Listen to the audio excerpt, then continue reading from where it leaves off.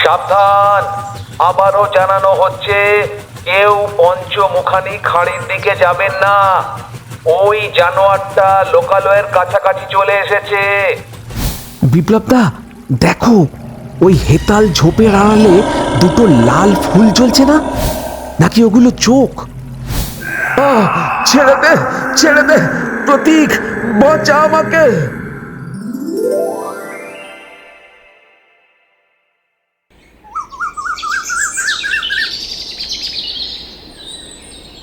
ভোরের কুয়াশা সুন্দরবনের আকাশ আর জলকে এক করে দিয়েছে। শ্বাসমূলের ফাঁকে ফাঁকে সাদা ধোঁয়াটে অন্ধকার। বন দপ্তরের নীল সাদা বোটটা যখন নদীর বাঁক ঘুরল, গ্রামের ঘাটে জাল গোছাচ্ছিল কয়েকটা লোক। তারা থমকে দাঁড়ালো। সাবধান, আবারও জানানো হচ্ছে কেউ পঞ্চমুখানি খাড়ির দিকে যাবেন না। ওই জানোয়ারটা লোকালয়ের কাছাকাছি চলে এসেছে। নিজের বিপদ ডেকে আনবেন না। শুনলি বংশী, খবরটা তাহলে সত্যি? বন দপ্তর এমনি এমনি মুখ খোলে না। কিন্তু কাকা, ওই দিকেই তো সবচেয়ে বেশি মাছ, না গেলি পেট চলবি কি করে? আরে রাখ তোর মাছ। গত রাতে ওই পুবের পাড়ায় কালু ছাগলটার কি দশা করেছে দেখেছিস? শুধু ঘাড়টা আছে, বাকি শরীরটাও দাও। ওটা বাঘ নয় রে গণেশ, বাঘ শিকার দড়ি টেনে নিয়ে যায়, কিন্তু এই রক্তমুখী শয়তানটা মাংস খুবলি নেয়। ঘাটের পাশে পুরনো বটগাছের নিচে জেলেরা জটলা পাকিয়েছে। কুয়াশা কাটলেও রোদের দেখা নেই। চারপাশটা যেন থমথমে। সনাতন মাঝির কথা শুনে সবার কপালে চিন্তার ভাঁজ। কালু বলতেছিল, ও যখন ঝোপের আড়ালে টর্চ মারলো, দেখলো ওটা দু পায়ে দাঁড়ায় হাসছে, মানুষের মতো লম্বা হাত। দু পায়ে দাঁড়ায়? ওরে বাবা, ওটা কি তবে বন বিবিজা তাড়াইছিলেন সেই রক্তমুখী পিশাচটা? হতেও পারে। 25 বছর আগে একবার এমন হয়েছিল। তখন আমার বাপরে ওই খাড়িতেই নিয়ে গিয়েছিল জানোয়ারটা। হুবহু একই দশা, শুধু মুন্ডুটা পড়েছিল বালির উপর। কাকা, আমরা কি তবে এই ভয়ে ঘরে বসে থাকবো? মরবি তো বাপু জানোয়ারের পেটে গিয়ে। তুই দেখিসনি বন দপ্তরের বড় সাহেব কেমন ফ্যাকাশে হয়ে গিয়েছিল ওটার পায়ের ছাপ দেখে? ওটা পা নয় রে। কেন জানি মনে হচ্ছে কেউ আমাদের কথা শুনছে। চুপ, কোনো কথা নয়, সবাই একসাথে থাক। গ্রামের মোড়ে হিরণময়ের চায়ের দোকানে রেডিওর খবরের চেয়েও বড় আলোচনার বিষয় হয়ে দাঁড়িয়েছে সেই রক্তমুখী জানোয়ার। বিপ্লব বেঞ্চে পা তুলে বসে আছে। তার চোখে মুখে যেন কোনো ভয় নেই, বরং এক অদ্ভুত বিদ্রুপের হাসি। আরে ধর, তোরা সব ভেতর টেম। বন দপ্তর একটু মাইক ফুঁকলো আর তোরা সব ঘরের কোণে সেঁধিয়ে গেলি। আরে না বিপ্লব দা, সনাতন কাকা বলছিল ওটা নাকি দু পায়ে দাঁড়ায়, বাঘের চেয়েও বড়। সনাতন বুড়োর মাথাটা গেছে। ওই বুড়ো বাঘ দেখেছে না বাঘের মাসি দেখেছে? আসল ব্যাপারটা বুঝলি না?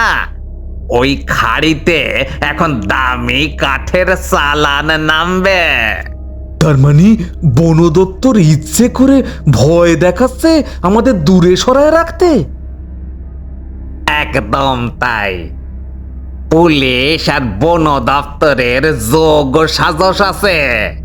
জানোয়ারের ভয় দেখায় জঙ্গল ফাঁকা করছে, যাতে ওরা চোরা চালান করতে পারে। কিন্তু কালুর ছাগলটা যে মরল, ওটা তো সত্যি। আরে কুকুর শেয়ালের কাজ। রক্ত দেখি তোদের কলিজা শুকোয় গেছে। রে, আমি বলছি আজ রাতেই আমরা ওইদিকে যাব। দেখবি কোনো জানোয়ার নেই, শুধু আছে কাঠের বস্তা। আমরাও যাব। সাথে আমিও আছি। আমার এই রামদার সামনে কোনো বাঘ টিকটিকি দাঁড়াতেই পারবে না। যে যাবি আয়, প্রচুর টাকা কামানোর সুযোগ এটা। চায়ের দোকানের তপ্ত বাতাসের মধ্যেই ধুলো উড়িয়ে একটা মোটর চালিত ভ্যান এসে থামলো তাদের সামনে। ভ্যান থেকে নামলো দুই যুবক। একজনের গলায় ঝোলানো বিশাল আকার লেন্সের ক্যামেরা, অন্যজনের কাঁধে বড় ব্যাগ। এক্সকিউজ মি, এই এলাকায় নাকি একটা রেয়ার স্পিসিস দেখা গেছে, রক্তমুখী নেকড়ে বা ওরকম কিছু। শহর থেকে বুঝি ছবি তুলতে আসা হয়েছে? হ্যাঁ, তা বাবু, প্রাণের মায়া নেই বুঝি? বন দপ্তর তো ওদিকে যাওয়া বন্ধ করে দিয়েছে। ঝুঁকির মধ্যেই তো রোমাঞ্চ ভাই। আমি এই প্রাণীটার একটা ছবি চাই। ওটা যদি লেন্স বন্দি করতে পারি তবে ইন্টারন্যাশনাল ম্যাগাজিনে হইচই পড়ে যাবে। অনির্বাণ, অতটা সহজ ভাবিস না। শুনলি না গ্রামের লোক কি বলছে? আমাদের কিন্তু আজই ফিরে যাওয়া উচিত। ধুর প্রতীক, তুই তো সবসময় ভয় পাস। দেখছিস না বিপ্লব ভাইরা আছে, ওরাই তো বলছিল সব সাজানো গল্প। ঠিক ধরেছেন বাবু। আসুন একবার চা খান। ওই পঞ্চমুখানির খবর আমরাই ভালো জানি। বন দপ্তরের মাইক দেখে ডরালে এ জঙ্গলে থাকা যাবে না। আমার একজন গাইড চাই যে আজ রাতে আমাকে ওই নিষিদ্ধ খাড়িতে নিয়ে যাবে। কে যাবে আমার সাথে? এত টাকা খরচ করতে হবে না বাবু, আমি নিজে যাব। তবে মনে রাখবেন, ওটা কিন্তু ঘন জঙ্গল, একবার ঢুকলি পেছানো যাবে না। এই অ্যাডভান্সটা রাখো বিপ্লব। কাজ হয়ে গেলে এর দ্বিগুণ পাবে। আমার শুধু চাই ওই প্রাণীটার একটা পরিষ্কার ছবি। চিন্তা করবেন না বাবু, আমার নৌকায় নতুন ইঞ্জিন লাগানো হয়েছে। পঞ্চমুখানি পৌঁছতে 1 ঘন্টারও বেশি লাগবে না। তুই কি পাগল হয়েছিস? রাতে ওই অন্ধকার খাঁড়িতে যাওয়া মানে নিশ্চিত মৃত্যু। আরে ছোট বাবু, আপনি তো দেখছি বড্ড ভীতু। আপনার ভাই যখন সাহস দেখাচ্ছে, আপনি তখন বাধা দিচ্ছেন কেন?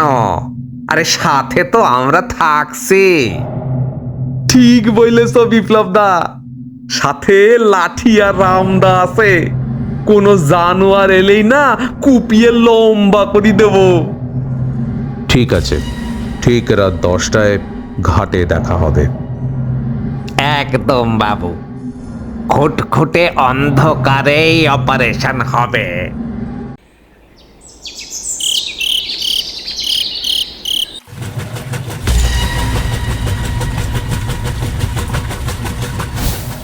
বিপ্লব, ইঞ্জিনের শব্দটাকে একটু কমানো যায় না? জানোয়ারটার শব্দ শুনলে তো ডেরার বাইরেই বেরোবে না। এর সে কমালে নৌকা স্রোতের মুখে ভাসিয়ে নিয়ে যাবে বাবু।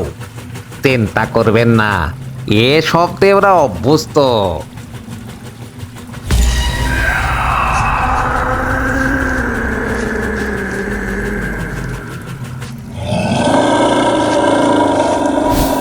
এই খাড়ির নাম পঞ্চমুখানি কেন জানেন? কারণ এর ভেতর দিয়ে 5টা পথ আছে। একবার ভুল করলেই আর ফেরা যায় না। চুপ, কোনো কথা নয়। আমি জাস্ট একটা মুভমেন্ট দেখলাম বাঁ দিকের ওই গোল পাতা ঝোপটার কাছে। লাঠিগুলো রেডি রাখিস রে তোরা। বাবু, টর্চ একদম জ্বালাবেন না, অন্ধকারেই আসল খেলা শুরু হবে। নৌকাটি এখন খাড়ির এমন এক জায়গায় পৌঁছেছে যেখানে দুই ধারের গোলপাতা আর কেওড়া গাছগুলো মাথার ওপর জুড়ে গিয়ে সুড়ঙ্গের মতো তৈরি করেছে। ইঞ্জিন বন্ধ করে দেওয়া হয়েছে। নৌকাটি এখন শুধু স্রোতের টানে ধীর গতিতে এগোচ্ছে। চারপাশটা এতটাই নিস্তব্ধ যে নিজেদের হৃৎপিণ্ডর শব্দ স্পষ্ট শোনা যাচ্ছে। শোনো, ঝোপের ভিতর দিয়ে কিছু একটা সমান্তরালভাবে আমাদের সাথেই হাঁটছে। ঠিক ধরেছেন বাবু, অনেকক্ষণ ধরেই পায়ের শব্দ পাচ্ছি, কিন্তু ওটা বাঘের মতো নিঃশব্দে চলছে না। ডালপালা ভাঙার মড়মড় শব্দ হচ্ছে। বিপ্লবদা, দেখো, ওই হেতাল ঝোপের আড়ালে দুটো লাল ফুল জ্বলছে না? নাকি ওগুলো চোখ? চোখই তো মনে হচ্ছে, কিন্তু অতটা উঁচুতে কেন? কোনো জানোয়ার কি অতটা লম্বা হতে পারে?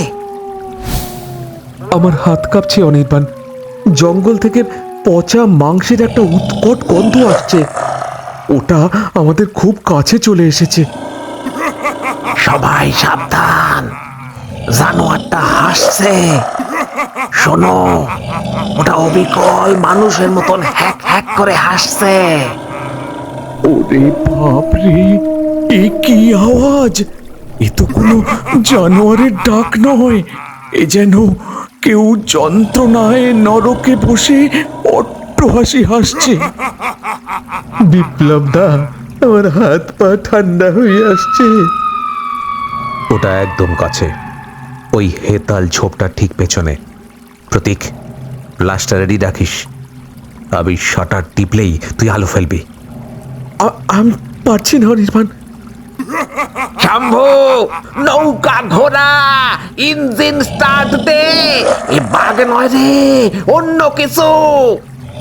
ঠিক তখনই আবার সেই গর্জন শোনা গেল, এবার আরো তীব্র, আরো কাছে। আসছে, ওটা আসছে। প্রতীক, এখনই। এক তীব্র সাদা আলোয় মুহূর্তের জন্য অন্ধকার জঙ্গল দিনের মতো ফর্সা হয়ে উঠল। আর সেই এক সেকেন্ডের আলোয় যা ধরা পড়ল তা দেখে সবার হৃৎপিণ্ড যেন থমকে গেল। ঝোপ চিরে বেরিয়ে এসেছে এক বীভৎস প্রাণী। তার সারা শরীরটা নেকড়ের মতো লোমশ, কিন্তু আকৃতিতে এক মস্ত বড় বাঘের সমান।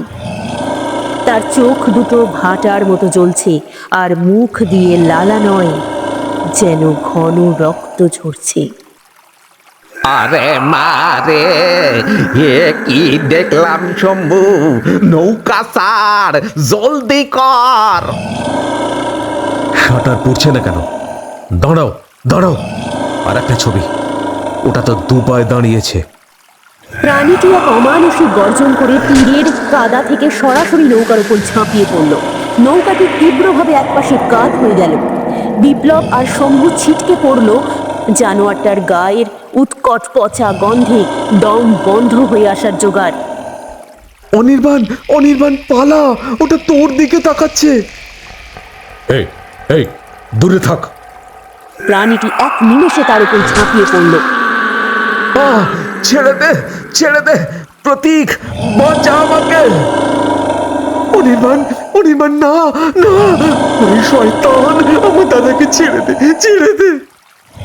ওটা তো বাঘ নয়, ওটা মানুষের মতো করে কামড়াচ্ছে।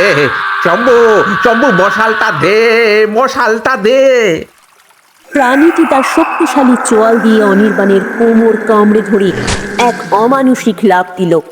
মুহূর্তের মধ্যে অনির্বাণকে মুখে ঝুলিয়ে ওটা তীরের ঘন অন্ধকারের দিকে মিলিয়ে গেল। নৌকাটি তখন মাঝ নদীতে টলমল করছে।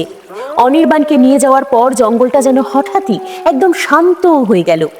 সেই পৈশাচিক গর্জন নেই, ডালপালা ভাঙার শব্দ নেই, শুধু আছে নদীর জলের ছলাৎ ছলাৎ শব্দ। অনির্বাণ, অনির্বাণ, আমি কাকিমাকে কি মুখ দেখাবো রে? আমি কি করে বলবো যে আমি তোকে বাঁচাতে পারিনি রে, বাঁচাতে পারিনি? প্রতীকের দৃষ্টি স্থির হয়ে আছে বনের সেই ঘন অন্ধকারের দিকে। তার কানে যেন তখনও বাজছে হাড় চিবোনোর মর্মর শব্দ আর পৈশাচিক হাসি। সুন্দরবনের এই নিষিদ্ধ খাড়ি আজ আরও এক প্রাণ কেড়ে নিয়ে শান্ত হলো। কিন্তু সেই রক্তমুখী নেকড়ের রহস্য কি মিটল, নাকি শুরু হলো এক নতুন বিভীষিকার?